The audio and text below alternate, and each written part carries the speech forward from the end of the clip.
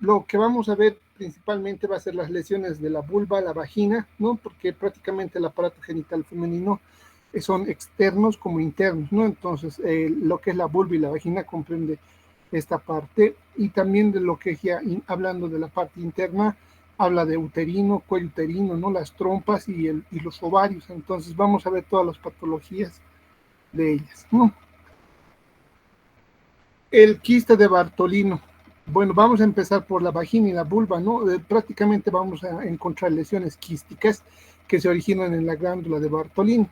La obstrucción y la inflamación y la absedación de estos quistes pueden formar dilataciones, ¿no? De aspecto sacular, ¿no? Y dolorosos, ¿no?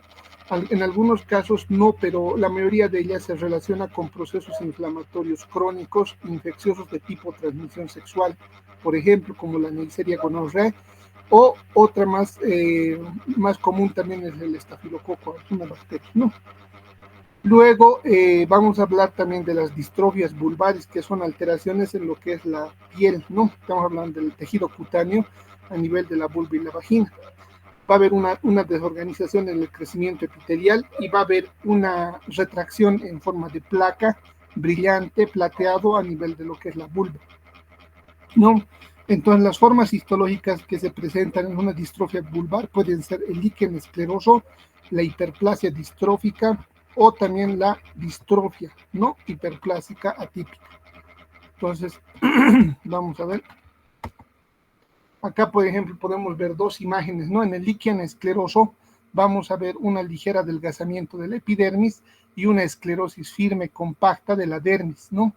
En cambio, en una hiperplasia escamosa vamos a ver un engrosamiento de la epidermis, prácticamente de la capa córnea, ¿no? Que va a ser compacta como un callo. Entonces hay los dos extremos, ¿no? Uno que se atrofia y el otro que hay un engrosamiento, ¿no? Entonces a nivel del tejido cutáneo también se va a ver un engrosamiento localizado o una atrofia y adelgazamiento local. Aquí estamos viendo una imagen histológica del líquen escleroso, donde se puede observar una atrofia del epidermis, de las crestas epidérmicas, y una dermis colagenosa, densa y fibrosa, ¿no? Que es característica. Luego, en cuanto a lo que son las infecciones, hablamos de cándida, tricomoniasis y gardnerella, ¿no? Que son infecciones de transmisión sexual más común en nuestro medio, ¿no? Entonces, por ejemplo, en la candidiasis, el agente causal va a ser la Candida albicans, ¿no? Factores de riesgo, generalmente diabetes mellitus, pacientes embarazadas o que están recibiendo terapias, ¿verdad? Eso es importante mencionar, o que tengan un tratamiento inmunosupresor.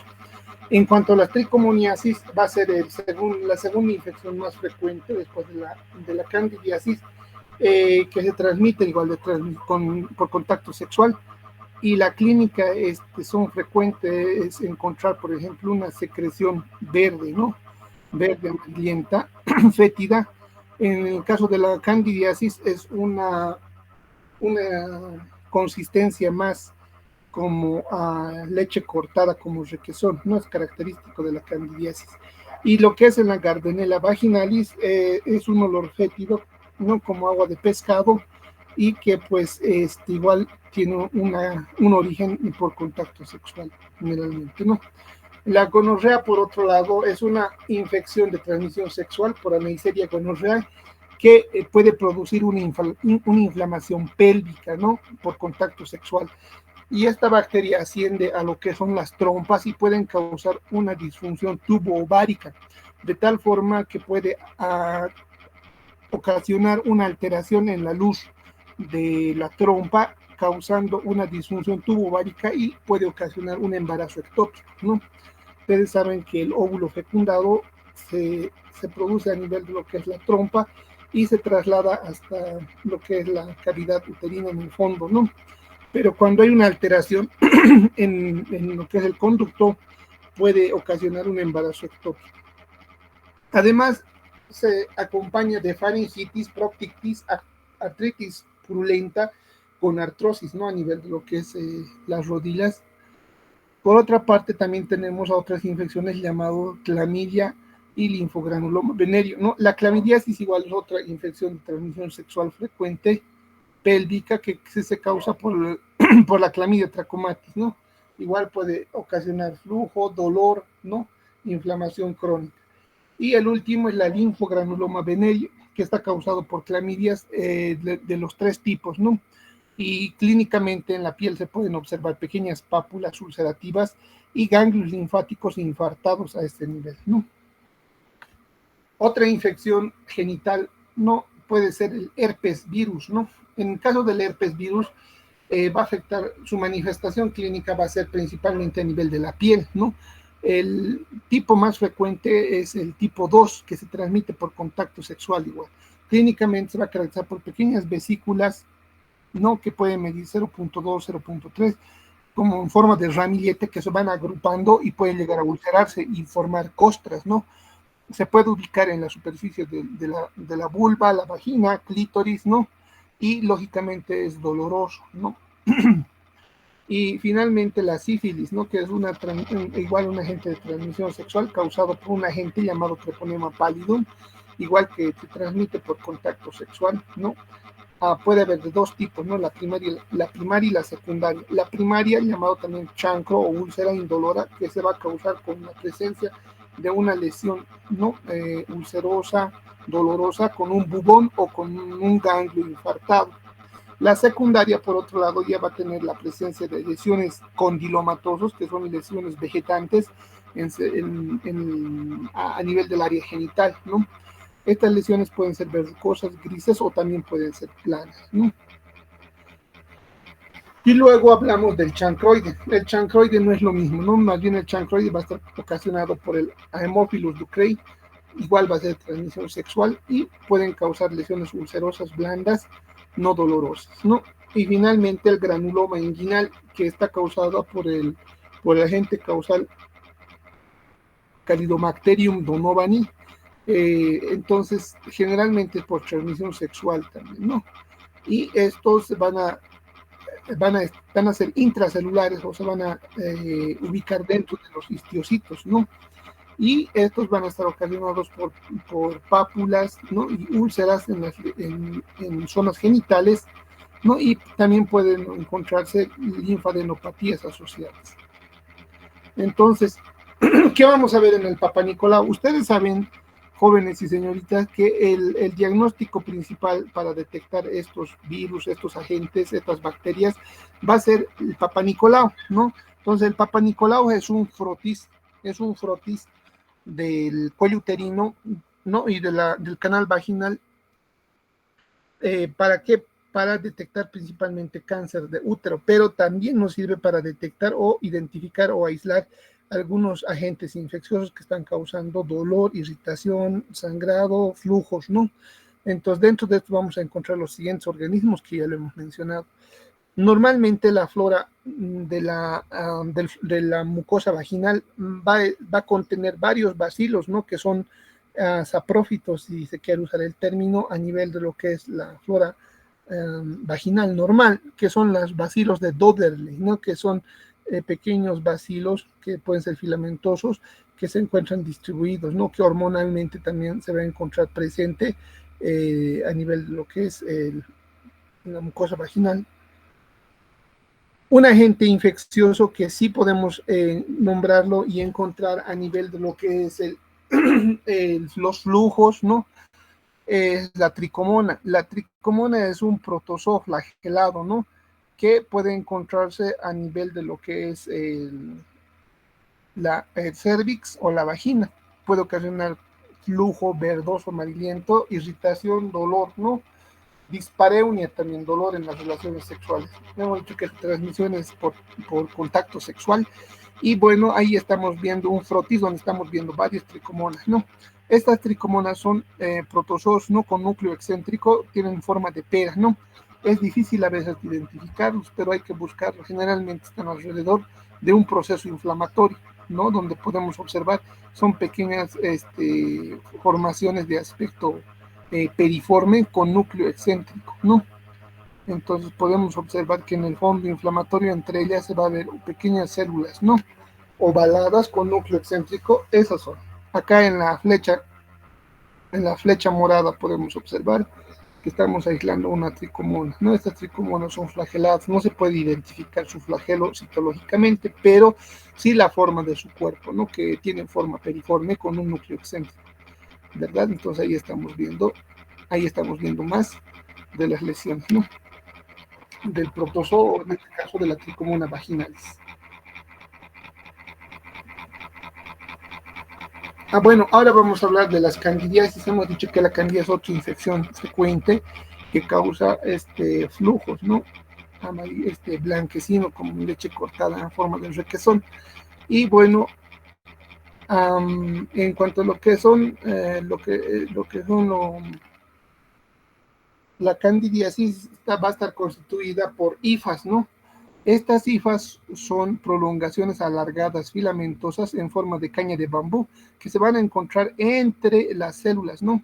Y van a tener también las pequeñas esporas, ¿no? Que van a originarse, van a gemar a partir de los tallos y se van a formar, ¿no? Entonces, cuando veo esto yo en la citología, confirmo que se trata de una cándida albicans en forma de raíces, ¿no? Que se van a interponer alrededor de las células epiteliales. Ahora vamos a hablar de las vaginosis. Bueno, las vaginosis igual son otro tipo de infección bacteriana que citológicamente se van a encontrar dentro del citoplasma de las células. Microscópicamente vamos a observar como una célula sucia, polvorienta, que es característica de esta infección, ¿no? Por vaginosis bacteriana. Ahí mismo estamos viendo, ¿no? Que se encuentra como un espolvoreado, como si echáramos azúcar encima de las células, ¿no? Y eso es característico de esta infección. Luego hablamos de las actinomices. Las actinomices se consideraban antiguamente bacterias, actualmente se sabe que son, antiguamente se consideraban hongos, ¿no? Actualmente se sabe que son bacterias y estas bacterias pues van a proliferar, ¿no? Muchas de estas bacterias están relacionadas con la instalación del té de cobre, ¿no? Pueden formar actinomicosis, que son bacterias que van a formar abscesos incluso, ¿no? A nivel de la cavidad peritoneal o intrauterino. Y estos pueden diseminarse a nivel de la cavidad peritoneal, ¿no? Formando tipo amebomas, que son formaciones abscedadas, ¿no? de estas bacterias. Característica citológica es la presencia de manchas de aspecto azulado, algodonosas, ¿no? Que son irregulares, que pueden estar distribuidos difusamente. Característica de la actinomicosis. Ahora vamos a ver cambios celulares por herpes virus. Cuando uno sospecha de herpes virus, citológicamente también pueden haber cambios, se llaman cambios citopáticos, los cuales van a consistir en múltiples núcleos intracitoplasmáticos en forma de cesto, de canasta de huevos, ¿no? Van a haber tantos núcleos con halo perinuclear, ¿no? En vidrio esmerilado muchas veces, entonces característico del herpes virus, ¿no? Ahí estamos viendo una célula multinucleada, ¿no? Que tiene ¿cuántos núcleos? 6 núcleos, ¿no? Y nucleolos prominentes y halo perinuclear. Ahí también estamos viendo otra célula, ¿no? Con un mayor aumento donde se puede divisar correctamente el aumento del número de los núcleos, ¿no? En estas células. Perdón, parece que hay algunos estudiantes que quieren ingresar.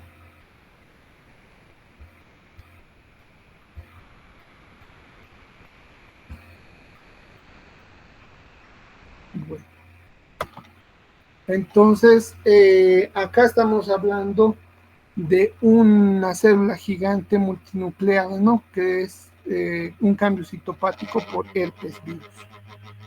Ahí también estamos viendo células multinucleadas, ¿no? Irregulares, reactivas, ¿no? Cambios citopáticos por herpes virus. Y finalmente vamos a ver los cambios citopáticos por HPV, que es el virus del papiloma humano, ¿no?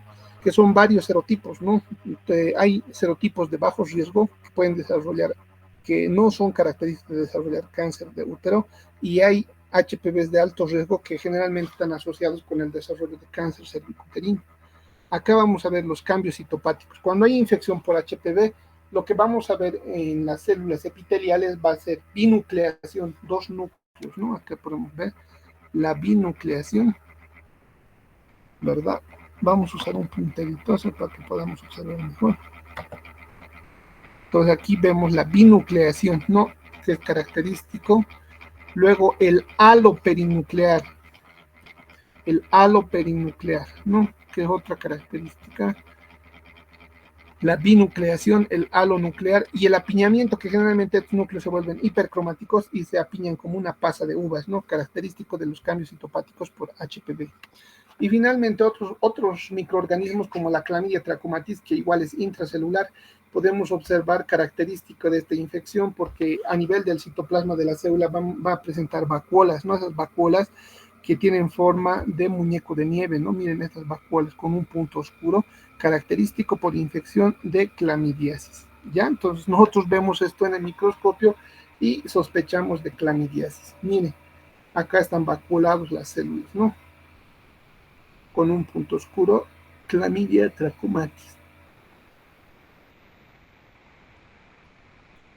Ahora vamos a hablar de las neoplasias vulvares, ¿no? Hay neoplasias benignas y malignas. Dentro de las neoplasias benignas vamos a hablar del hidradenoma papilar.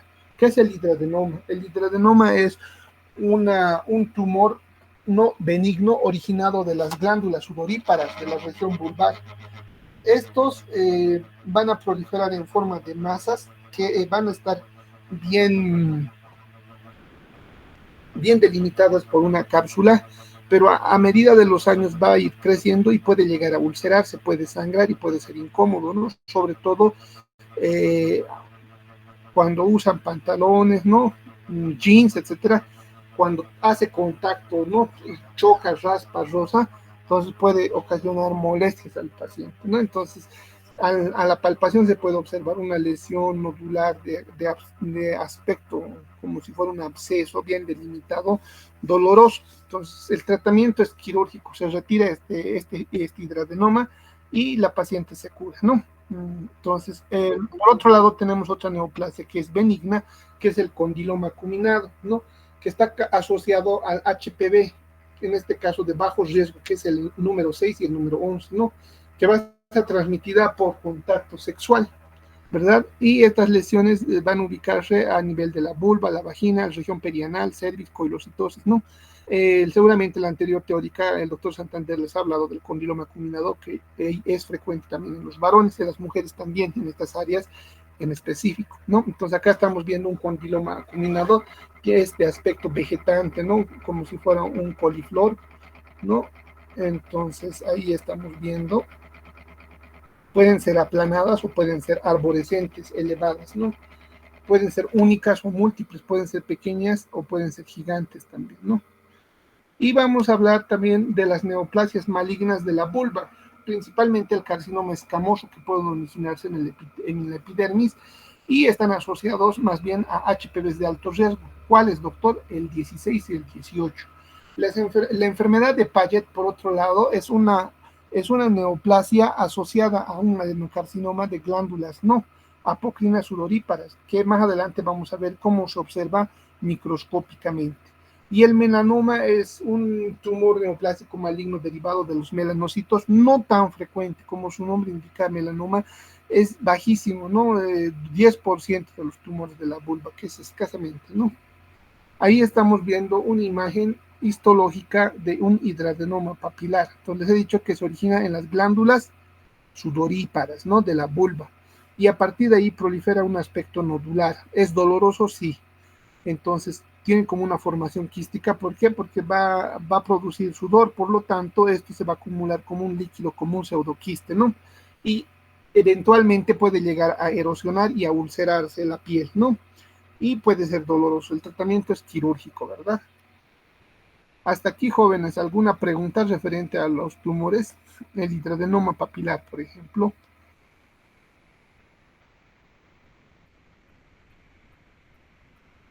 Todo bien entonces. Continuamos entonces con el carcinoma escamoso.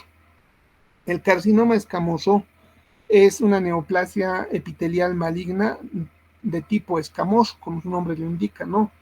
Se deriva de las células espinocelulares de la epidermis y pues cuando tiene factores de riesgo que puede ser los rayos UV, genética, ¿no?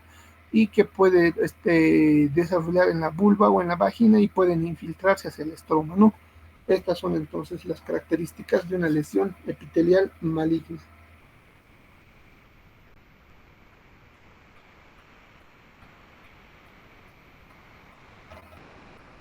Este es una foto de un melanoma vulvar, ¿no? Entonces un melanoma es una lesión, pues como un lunar maligno, ¿no? Es un melanoma, es derivado de los melanocitos, está pigmentado y es irregular. Vean los bordes bien irritados, bien eritematosos, porque hay una reacción del cuerpo de defensa, ¿no? Contra las células neoplásicas malignas. ¿Verdad? Entonces una característica importante. Ahora, la enfermedad de Paget, por otro lado, jóvenes, la enfermedad de Paget, es una neoplasia epitelial, ¿no? Prácticamente que va a infiltrar a la epidermis. Cuando hay una infiltración hacia la epidermis, bueno, esto se va a observar como pequeñas lesiones, células epiteliales malignas que van infiltrando a la epidermis, ¿no? Que pueden infiltrar en grupos o células sueltas, que se originan principalmente de las glándulas sudoríparas, con una coloración especial, ¿no? De Alciam o Paz con diastasa se puede observar la presencia de citoplasma rosado, mucinosa, ¿no? Quiere decir que son células epiteliales sueltas que han invadido la epidermis, ¿no? De la vagina puede ser o de la vulva. Entonces, las neoplasias de la vagina, entonces pueden ser carcinoma escamoso, adenocarcinoma de células claras y también otro denominado sarcoma de botrioides, ¿no? El carcinoma escamoso, como su nombre indica, deriva de células escamosas y puede infiltrar, ¿no? En cambio, eh,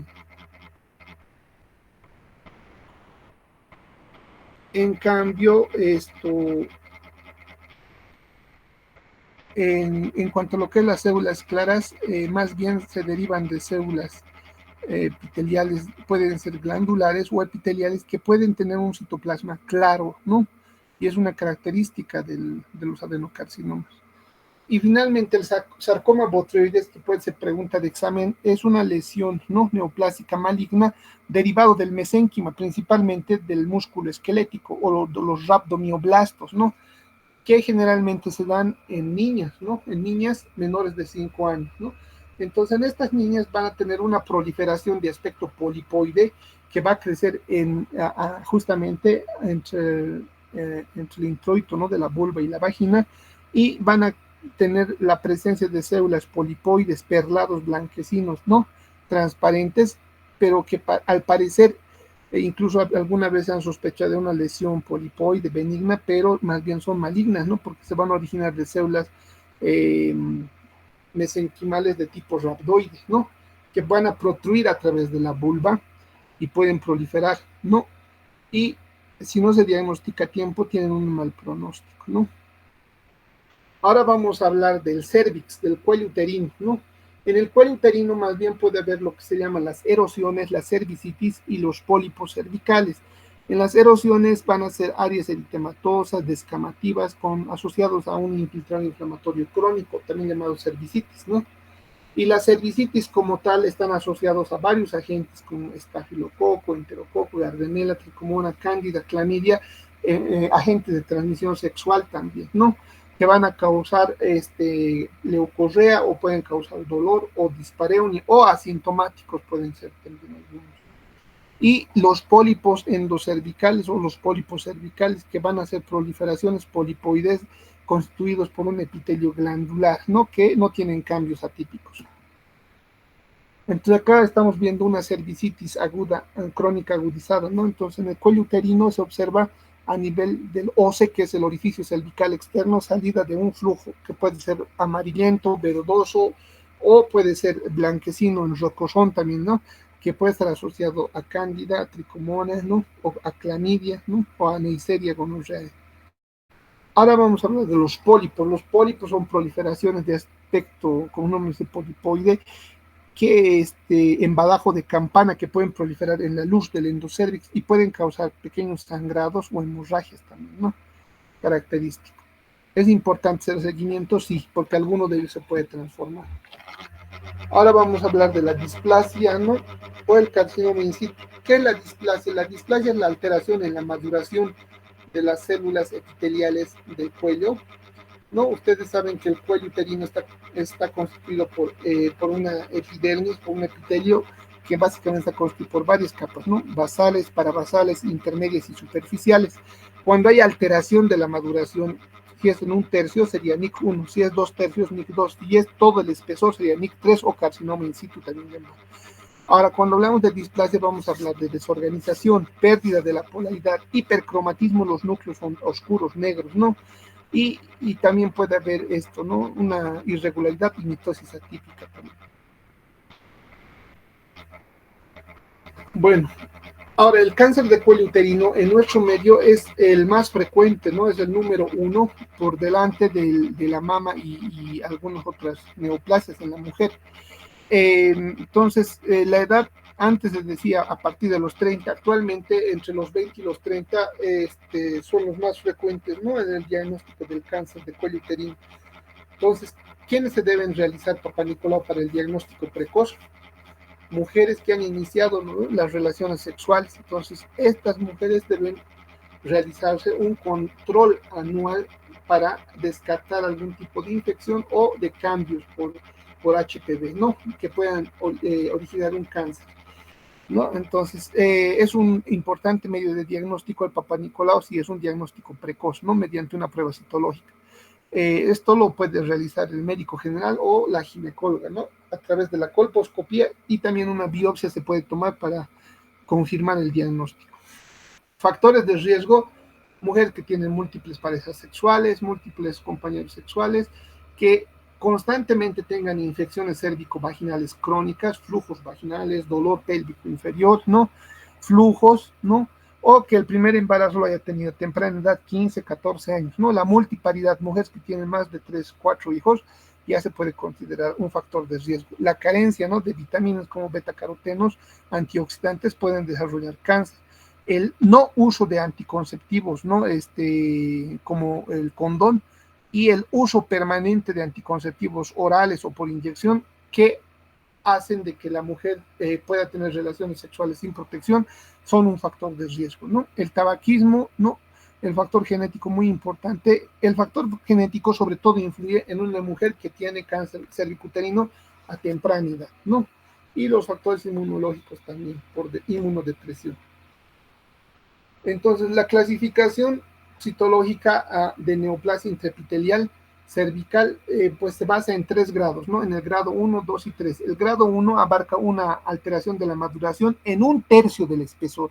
El grado 2 en 2/3 y el grado 3, ¿no?, en todo el espesor, ¿no? También llamado carcinoma in situ. Otros también lo denominan displasia ligera, moderada o severa. Actualmente en la última clasificación solo se maneja 2 términos, ¿no? Lesiones de alto grado y lesiones de bajo grado. Entonces, el NIC1 entra en bajo grado, el NIC2 y el NIC3 entra en una lesión de alto grado. Entonces, si ustedes ven un NIC2 o NIC3, quiere decir lesión de alto grado. Si ven un NIC1 o una lesión no que está iniciando, sería lesión de bajo grado. No sé si tienen alguna consulta. Hasta aquí, jóvenes, por favor, en cuanto a lo que es el cáncer cervicuterino. Adelante, por favor, jóvenes.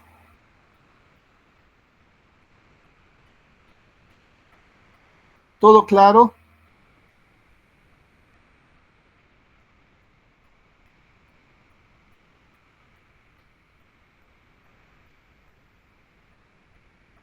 Bueno, no sé si me están escuchando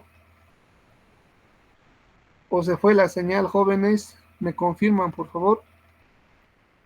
Doctor, sí se puede escuchar. Creo que no hay preguntas. Bueno, entonces igual levantan la mano si hay alguna pregunta, sin problema, ¿ya? Entonces acá estamos viendo cortes histológicos del cuello uterino, ¿no? En el lado izquierdo podemos observar un epitelio uterino normal, y a partir de acá podemos observar los cambios, ¿no? Como les he dicho, 1/3 de cambios en la maduración, hipercromatismo, alteración, núcleo citoplasma, quiere decir que es un NIC tipo 1. Cuando ya afecta 2/3, quiere decir que es un NIC2. Y cuando afecta todo el espesor o todo el epitelio, significa NIC3 o carcinoma in situ, ¿no? Hasta aquí es premaligno porque no ha invadido, no ha infiltrado. Pero cuando ya infiltra, ya invade, se denomina microinvasor o carcinoma infiltrante, ¿verdad? Entonces, ese es el término correcto. Entonces, acá ya podemos ver, entonces, un carcinoma in situ que ha abarcado todo el espesor.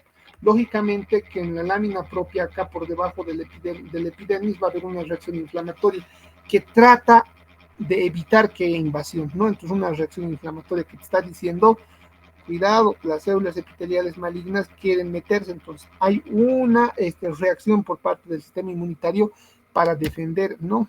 Para evitar la infiltración. Muy bien. Entonces, como habíamos hablado, en cuanto a los HPVs, hay que hablar de los HPVs de alto riesgo y de bajo riesgo. De bajo riesgo, pregunta de examen, es el 6, 11, 42 y 44, y de alto riesgo es el 16, 18 y 31, por si acaso, jóvenes. Entonces, cuando hablamos del papiloma, del virus del papiloma humano 16, 18 y 31, quiere decir que es de alto riesgo. ¿Eso qué significa?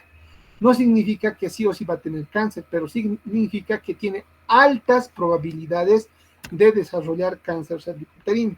Por lo tanto, ya hay que hacer controles seguidos, tratamientos, ¿no? Y en caso de que desarrolle, ya pues hacer un tratamiento quirúrgico del área, ¿no?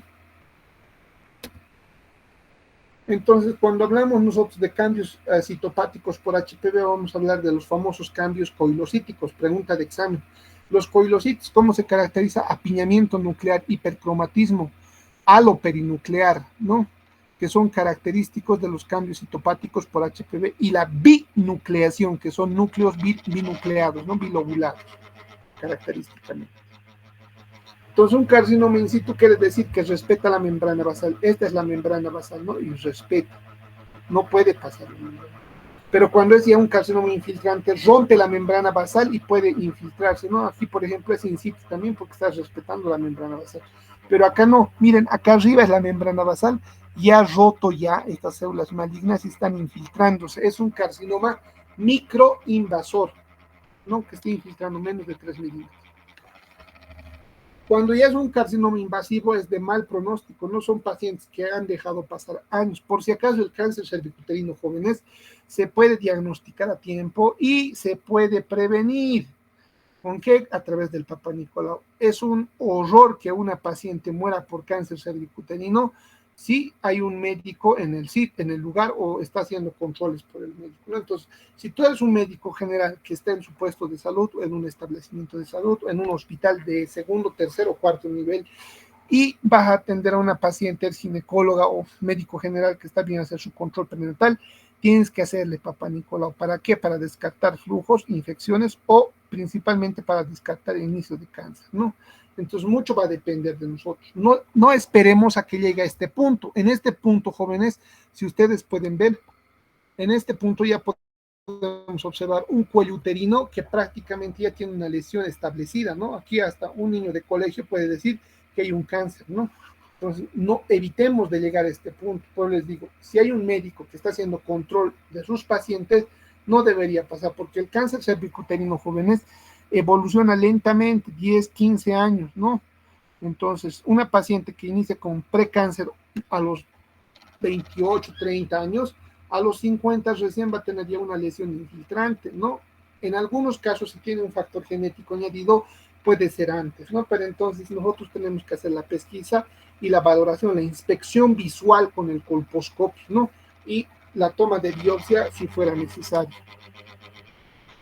Aquí estamos viendo ya un carcinoma escamoso infiltrante, ya no, o sea, prácticamente ya no respeta la lámina basal, y todas estas células malignas están infiltrando hacia la parte profunda, ¿no? Y pueden infiltrar a órganos adyacentes como el colon, ¿no? El recto. Entonces, histológicamente se va a ver células epiteliales con citoplasma rosado, con nucleolo preeminente, y que pueden formar arremolinados ¿no? de producción de queratoyalina, característico de las células epiteliales malignas de tipo escamoso. Pues vean esta imagen, jóvenes, por favor quédense con esta imagen, que esto ya es un cáncer avanzadísimo, ¿no? Acá, por ejemplo, ya hay metástasis en ganglios, metástasis a nivel de colon recto, a nivel de otros órganos mesentéricos, entonces incluso invasión e infiltración a útero ya como tal, ¿no? A ovario, a todo lo que es el hipogastro. Entonces, este ya es un cáncer maligno. Incluso este cáncer puede protruir a través de la vulva, ¿no? Entonces, ya eso es irrefutable, ya. Pero es de mal pronóstico. Muchas veces solo el tratamiento paliativo, ya ni con quimioterapia, ni con radioterapia, y peor, con cirugía, se puede revertir este cuadro, ¿no? No sé si tienen alguna pregunta hasta aquí, jóvenes, estudiantes.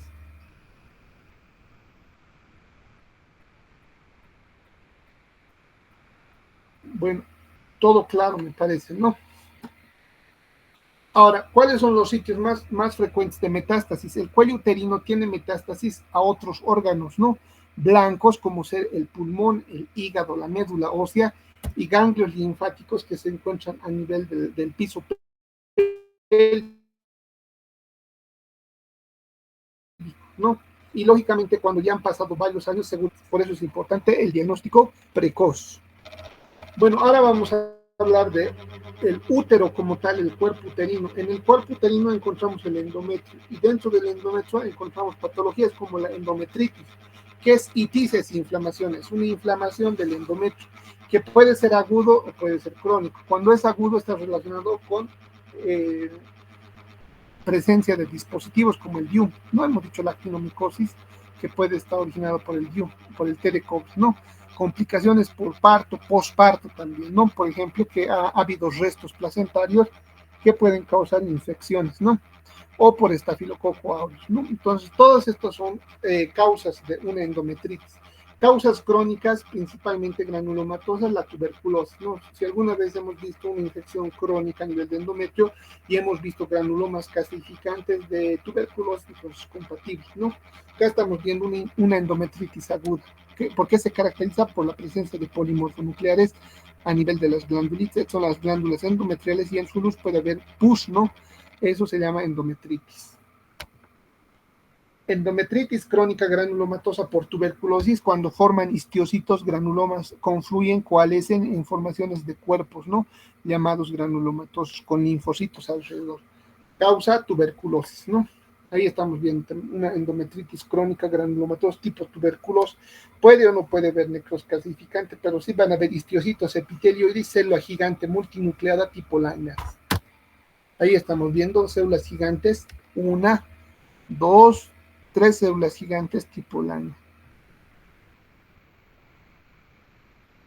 Otro término también muy usado que a veces se equivocan entre endometritis y endometriosis, ¿no? ¿Qué será la endometriosis? Entonces, la endometriosis es la presencia y la proliferación de tejido endometrial no neoplásico, ectópico o fuera del lugar. Puede haber presencia de tejido endometrial en vejiga, en colon o en otro órgano o tejido, ¿no? Entonces, fuera de endometrio, eso significa endometriosis. ¿Qué puede causar? Como obedece a un ciclo hormonal, puede causar hemorragia. Por lo tanto, ha habido casos incluso de mujeres que tenían endometriosis en la herida quirúrgica de la cesárea, ¿no? Entonces, a nivel de la piel se ponía rojo y también había una infección importante, ¿no? Y una inflamación. Perdón, tengo una llamada, les voy a dejar un segundo.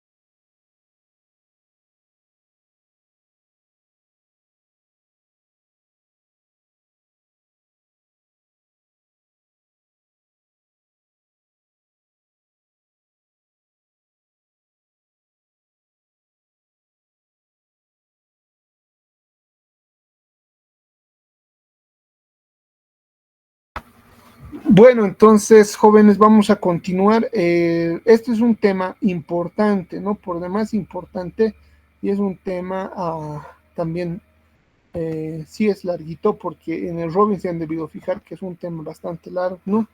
Entonces, esta es la endometriosis, jóvenes, por favor. La endometriosis puede ser la presencia de tejido endometrial en otros órganos. Puede estar en ovario, puede estar en ligamentos uterinos, en tabique del recto, peritoneo, pélvico, piel incluso, ¿no? Y se debate mucho con lo que es su origen, ¿no? Algunos acuñan en que se origina a partir de la regurgitación de las trompas de falopio, o sea, del contenido endometrial, ¿no? Que pueda darse y se pueda sembrar, digamos, a nivel del peritoneo o de otros órganos. Algunos hablan de diseminación extrapélvica a través de las venas pélvicas, ¿no? Que a mí me parece muy poco convincente. Y la diseminación linfática también, como si fuera tumor, muy poco frecuente. Más bien me parece a mí como un origen más de tipo siembra, ¿no? Que con el contacto, digamos, del tejido endometrial, ya sea por sangrado, hemorragia que contenga tejido endometrial, puede llegarse a sembrar en algún tejido. Por eso también se ha visto presencia de endometriosis a nivel de la herida quirúrgica de la cesárea, ¿no? Ahí estamos viendo una endometriosis en ovario. Puede llegar a sangrar, sí. ¿Por qué? Porque el endometrio tiene una fase que es hemorrágica, entonces puede sangrar, ¿no? Y puede doler. Ahí estamos viendo endometriosis en el cuerpo uterino, en la serosa, ¿no? Puntos hemorrágicos. Puede haber tubárica también, las trompas de falopio, puede haber tejido endometrial. En el colon, jóvenes, ha habido un caso de una niña que me ha llegado por hematuria, ¿no? Presencia de sangrado en la orina y no había la causa, han descartado todos los tipos de infecciones, sangrados, cálculos, y al final se había tratado de una endometriosis a nivel de la mucosa vesical de la vejiga, que cada vez que sangraba, entonces ¿no? Había presencia de sangre en la orina y justo chocaba con las fases estrogénicas de la menstruación, hormonales. La adenomiosis, por otro lado, es la presencia de tejido endometrial, pero en útero, en el cuerpo uterino, en el miometrio, ¿no?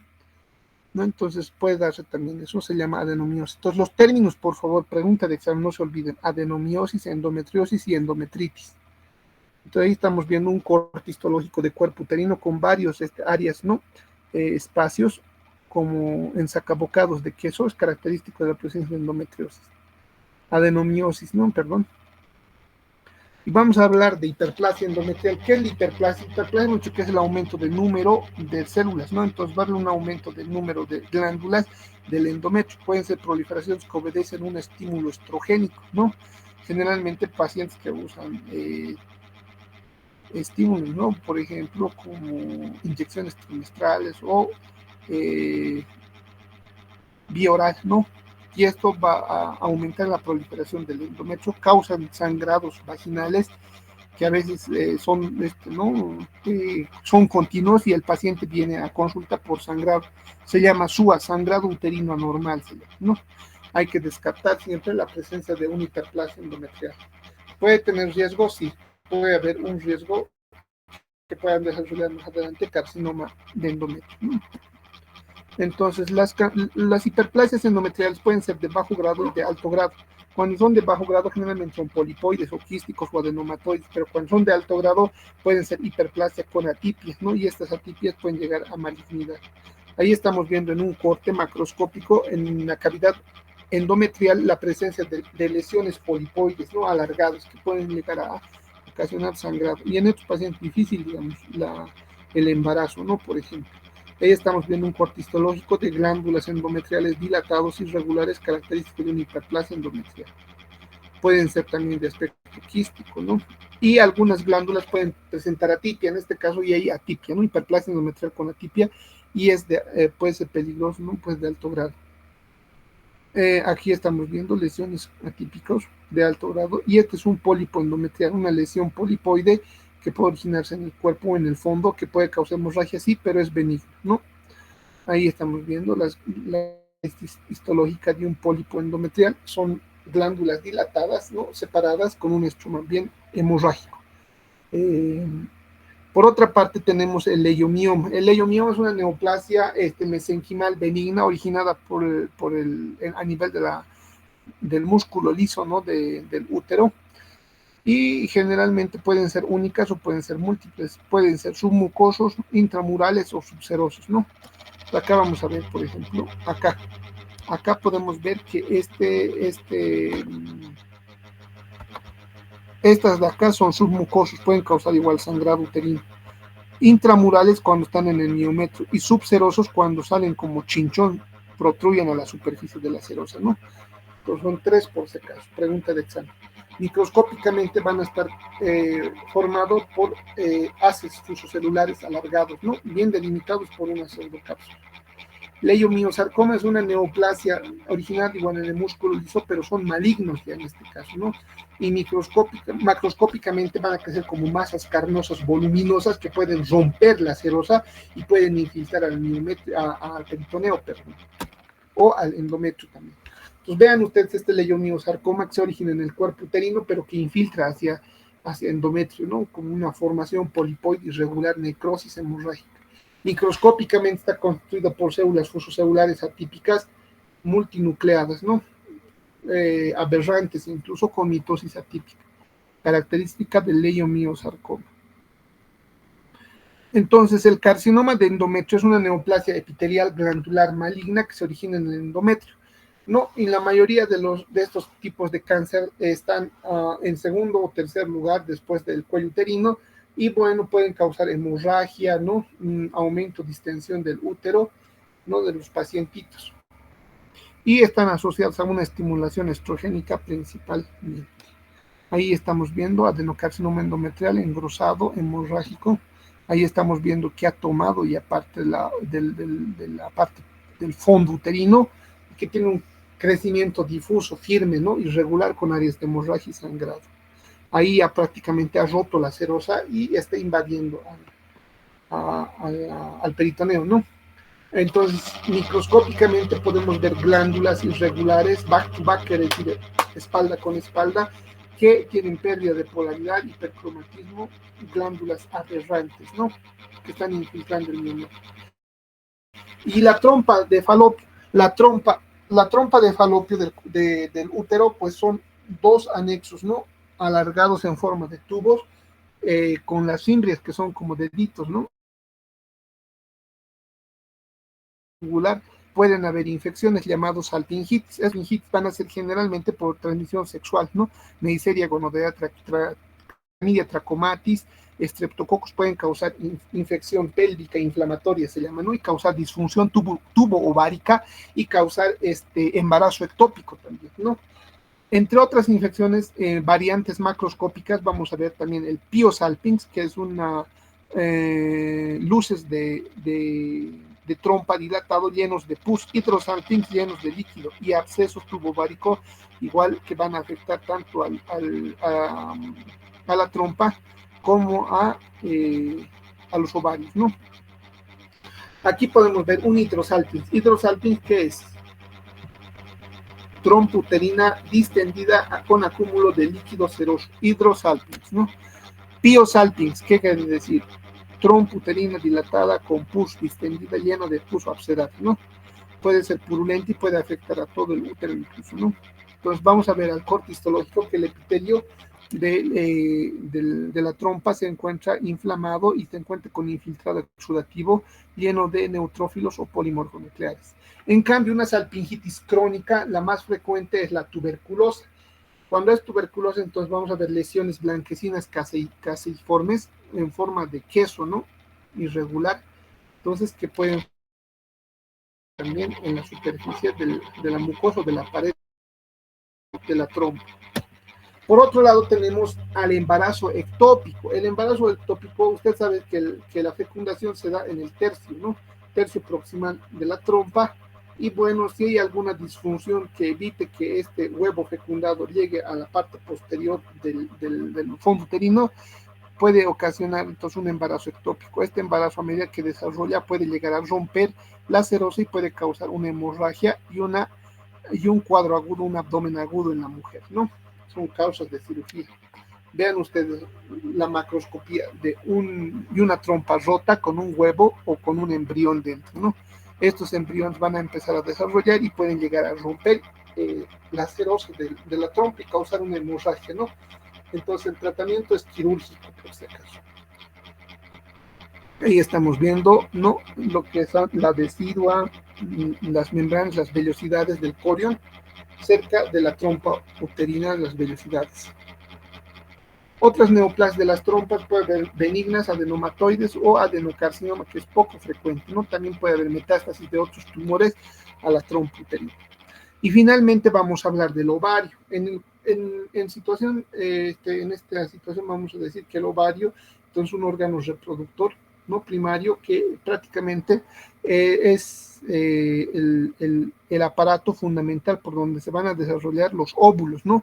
Entonces, ya desde su temprana edad, ya desde el nacimiento, uno crecía con 5.000 a 6.000 folículos no primarios, y a partir de ahí entonces van a ir diferenciándose en folículos secundarios, terciarios, folículo maduro, folículo de Graf. Se va a romper estos folículos y se van a liberar a la luz los ovocitos y para la fecundación, ¿no? Y luego el resto se va a quedar como cuerpo lúteo, ¿no? Y este cuerpo lúteo va a involucionar en cuerpo albicans, ¿no?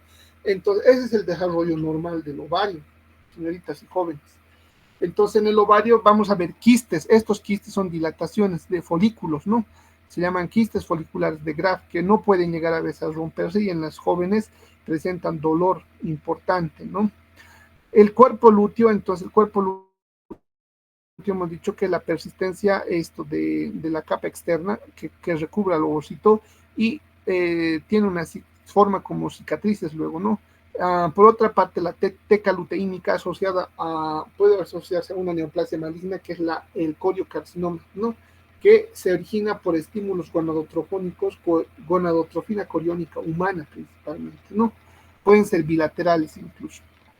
El quiste de chocolate. ¿Qué es el quiste de chocolate? Es cuando nos envían un ovario y al corte sale como un contenido de chocolate, ¿no?, líquido. Es el contenido de sangre con hemosiderina, ¿no? Generalmente es paciente que cursa con endometriosis, o sea, presencia de endometrio a nivel de ovario. Luego tenemos el síndrome de Einstein-Levanter. Si les pregunto, síndrome de Einstein-Levanter es ovario poliquístico. ¿Qué es ovario poliquístico? Cuando hay un aumento del número de los quistes en los ovarios, en los folículos, que pueden ser más de 5, que tienen que medir más de 2 centímetros. Se denomina ovario poliquístico, ¿no? Entonces acá estamos viendo un quiste folicular que no se ha roto en el ovario y es doloroso en las jóvenes, por ejemplo, ¿no? Este es un quiste lúteo hemorrágico también. Entonces aquí vamos a ver células luteínicas y una hemorragia interna que puede causar incluso abdomen agudo. Acá vemos, ¿no?, quistes de la teca luteínica, entonces que pueden causar hemorragia, ¿no? Y este es un quiste de chocolate, la presencia de endometriosis y que producen hemorragias constantes, y esto se llena de hemosiderina y al corte sale un contenido chocolatoso, ¿no?, del quiste. Entonces, los ovarios poliquísticos son quistes de los folículos, ¿no?, ováricos, y estos pueden distenderse, pueden dilatarse, ¿no?, pueden ser varios. Generalmente el síndrome está asociado con un aumento de los andrógenos, ¿no? Puede haber virilización, hirsutismo, una pigmentación, ¿no? Y amenorrea puede haber, ¿no?, disfunciones en el embarazo también. Ovario poliquístico de Einstein-Levanter.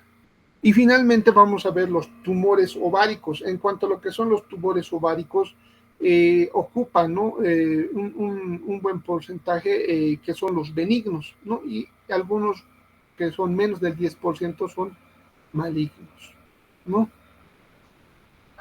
Los benignos son los más frecuentes, en un 80%, están entre los 20 y los 45 años. Y los malignos, que tienen factores de riesgo, por supuesto, son en menos del 20%, ¿no? Y están asociados a mutaciones genéticas como el BRCA1 y el BRCA2. Entonces, se van a clasificar de acuerdo a la ubicación los tipos de cáncer del ovario, ¿no? Principalmente, por ejemplo, van a haber tumores derivados del epitelio de superficie, de las células germinales, del cordón sexual y de la metástasis hacia ovario por otros tumores primarios, ¿no? Pues vamos a ver. Entonces, vamos a ver los tumores del epitelio de la superficie, llamados tumores serosos, son quísticos, ¿no? Tumores mucinosos, tumores endometrioides, tumores de células claras y tumores de Brenner. Entonces, Los tumores serosos de lejos son los más frecuentes, que pueden afectar a los dos ovarios y rara vez se malignizan, ¿no? Los mucinosos, como su nombre dice, va a haber un contenido de moco dentro del quiste, ¿no? Pueden ser uni o bilaterales. Y los tumores endometrioides van a recordar mucho al tejido endometrial, ¿no? Van a haber un crecimiento maligno de epitelio maligno de endometrio. Y los tumores de células claras van a ser un patrón epitelial, pero con citoplasma claro, ¿no? Y los tumores de Brenner son un tumor especial que tienen unas células epiteliales de transición que hacen recuerdo mucho al epitelio transicional de la vejiga, ¿no? También se llaman tumores de Brenner, que la mayoría son benignos, que algunos pueden malignizarse. Luego tenemos a los tumores germinales. Cuando tenemos a los tumores germinales vamos a hablar del disgerminoma, que en el varón, en el testículo, se llama seminoma, en las mujeres se llama disgerminoma. No son células epiteliales poligonales con núcleo prominente y un citoplasma claro, ¿no? Que pueden estar agrupados en varias células y distribuidos o separados por septos vascularizados con infiltrado de linfocitos. Por otro lado tenemos al tumor de saco vitelino, no, tumor endodérmico también llamado, no. Entonces, igual son tumores que afectan principalmente a niñas antes de los 5 años y pueden crecer pueden desarrollarse en el ovario y va a haber un aumento de una hormona llamada alfa-fetoproteína, ¿verdad? En tercer lugar tenemos a los teratomas derivados de las 3 capas germinativas, endometrio, ectodermo, endodermo y mesodermo, ¿no? Entonces, estos pueden ser maduros e inmaduros. Doctor, ¿cuáles son los teratomas que pueden causar cáncer? Los inmaduros, porque van a ser más agresivos y van a derivar principalmente de tejido neural. Los maduros, por otro lado, van a ser más maduros, como el nombre lo dice, y van a tener presencia de tejidos u órganos parcialmente formados, como piel, pelo, hueso, cartílago, aparato respiratorio, tiroides, etcétera, ¿no? Monoendodérmico también, o monodérmico también se llama, cuando solamente está constituido por por uno o dos componentes de tejido, ¿no? Por otro lado, va a haber el tumor que también es germinal, llamado coriocarcinoma, que es una neoplasia epitelial maligna, perdón, germinal maligna, que es agresivo, ¿no? Y va a tener un aumento de la gonadotrofina coriónica humana, llamado coriocarcinoma. Luego tenemos a los tumores de cordón sexual, ¿no? Ahí tenemos a los tecomas y los fibromas. Los fibromas son proliferación de células celulares, ¿no? Fibroblastos que pueden tener una consistencia dura y firme, ¿no? Pueden ser de varios centímetros, que 20, 15, 40 centímetros, ¿no? Tecoma, por otro lado, está constituido por células que contienen lípido, ¿no? Y ocasionalmente pueden secretar estrógenos. Luego tenemos al tumor de células de la granulosa, es una neoplasia maligna, ¿no? Del estroma que se caracteriza por la presencia de células que tienen un núcleo hendido en grano de café y muchas de estas células pueden crecer en forma de flores o pétalos o rosetoides llamados cuerpos de Karl-Exner, por si acaso, pregunta de examen, ¿no? Y por otro lado tenemos a los tumores de Leydig y Sertoli, ¿no? Ambos van a tener una presencia de una secreción, un aumento de secreción de los andrógenos, ¿no? Por eso este paciente puede cursar con masculinización.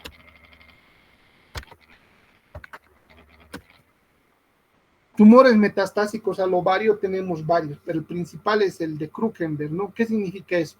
Que si la paciente tiene un cáncer de estómago o un cáncer de colon, hay una variante que se llama células en anillo de Selye, que estas células se sueltan y pueden diseminarse, ¿no? Y ocasionalmente pueden llegar al ovario y causar una metástasis. Entonces, este cáncer de ovario metastásico que tiene un origen primario en colon, en estómago, se denomina tumor de Krukenberg, pregunta de examen, ¿no? Aquí vamos a mostrar imágenes, fotografías de los quistes más frecuentes, en este caso del cistadenoma. Aquí estamos hablando de un seroso, pero que tiene pequeñas formaciones papilares y microscópicamente tiene esta consistencia, ¿no? Caracterizante secreción de un líquido seroso del cistadenoma papilar, ¿eh? Ahí tenemos el otro que es el cistadenoma mucinoso, que tiene abundante secreción de moco, contenido mucinoso, un epitelio que va a estar conocido como un epitelio colónico, no se hace recuerdo mucho al epitelio del colon. que va a tener abundante secreción de moco y puede estar asociado con un carcinoma también mucinoso. Un cistadenocarcinoma ya es un epitelio maligno que va a secretar moco, pero es maligno ya del ovario, ¿no? Luego un tumor de Brenner, que es un tumor epitelial benigno, dijimos, ¿no? Que macroscópicamente es de color amarillo naranja y que está en el ovario, ¿no? Por un porcentaje mínimo que puede malignizarse, o borderline, ¿no? El disgerminoma hemos dicho que es el homólogo del seminoma en el testículo del hombre. Y bueno, pues igual tiene metástasis a otros órganos, ¿no? Está constituido por células plasma claro, nucleolo prominente, separado por ejes fibrovasculares con infiltrado de linfocitos principalmente. Luego tenemos el vitelino, ¿no? Que hemos dicho que se da en años. He visto varios casos en niñas de 2 años, 3 años. La característica histológica y pregunta de examen es que en esto, para hacer un diagnóstico, tiene que haber los cuerpos de Schiller-Duval. ¿Qué son los cuerpos de Schiller-Duval? Son lesiones neoplásicas que crecen alrededor de los vasos sanguíneos. En la flecha se puede ver un vaso sanguíneo y alrededor el epitelio está constituido por células neoplásicas malignas, ¿no? En forma de rosetas. Los teratomas maduros son aquellos que no tienen riesgo de malignizarse y, bueno, tienen bien diferenciados sus tejidos, ¿no? Del teratoma, derivados del ectodermo, endodermo y mesodermo, que pueden ser piel, pelo, grasa, cartílago, hueso, ¿no? Tejido neuronal, tiroide, etc. Bien desarrollado, ¿no? Ahí, como estamos viendo aquí. En cambio, el estruma, ¿qué es el estruma? Son tumores ováricos, pero que tienen tejido de tiroide, ¿no? Entonces aquí estamos viendo folículos tiroideos que están dentro del ovario. Eso se denomina estruma ovárico. Y los teratomas inmaduros, entonces, son igual tumores derivados del tejido ectodérmico, endodérmico, pero que no van a llegar a la madurez completa y pueden llegar a formar tejidos neoplásicos malignos, ¿no? Son los que más se malignizan. Los fibromas son lesiones del estroma que se fibrosan y pueden tener consistencia blanquecina y firme, ¿no? Los tecomas también pueden producir andrógeno, pueden producir masculinización, ¿no? Los fibrotecomas también, ¿no? Y el tumor de células de la granulosa, les he dicho que se va a caracterizar, sus células van a tener una hendidura en grano de café y van a rosetas llamadas rosetas de Kalesner, ¿no? Igual son malignas. Ahí estamos viendo, ¿no? Nidos de células con núcleos hendidos en forma de grano de café. Y van a formar estas formaciones rosetoides llamados cuerpos de Kalesner. Pregunta de examen. Luego tenemos a las células de Sertoli, ¿no? Y Leydig. Entonces, estas de Sertoli generalmente se encuentran en una proliferación de forma glandular, ¿no? Y igual van a tener un aumento de la secreción de testosterona. Macroscópicamente son naranja amarillento, ¿no? Los tumores grandes. Y microscópicamente de glándulas, ¿no? Que pueden formarse en las células de Sertoli. Y los tumores de Krukenberg, que son tumores metastásicos que pueden originarse principalmente a nivel primario, a nivel del estómago o del colon, y van a hacer metástasis a ovario, ¿no? Son tumores metastásicos de células en anillo de sello. Tumores de Krukenberg, ¿no? Que estamos viendo en ovario, y son células en anillo de sello, ¿no? Que son células con bastante vacuola granular, característico de ese tumor. Tumor de células en anillo de sello. Tumor de Krukenberg, ¿no? Que es característico de estos tumores, ¿no? Para hacer el diagnóstico se puede usar el ácido periódico de Schiff, como estamos viendo acá, donde marca citoplasma granular, ¿no? Y un color fucsia. Muy bien, jóvenes, era largo, pero he tratado de resumir y bueno, esperemos que haya sido provechoso para ustedes y varios, ¿no? Son los temas importantes para estudiar. No sé si tenemos alguna pregunta, jóvenes, alguna consulta antes de terminar esta teórica. Por si acaso solo han asistido 19. Por si me piden alguna grabación, etcétera. ¿No ve? Ayer he confirmado con su representante o con los responsables de la teórica que iba a ser virtual. Quería suspenderlo para la noche, pero me dijo que la noche tiene una actividad, por eso estamos cumpliendo con el horario, ¿ya? No sé, jóvenes, por favor, confírmenme si tienen alguna pregunta o todo ha sido claro. jóvenes, por favor.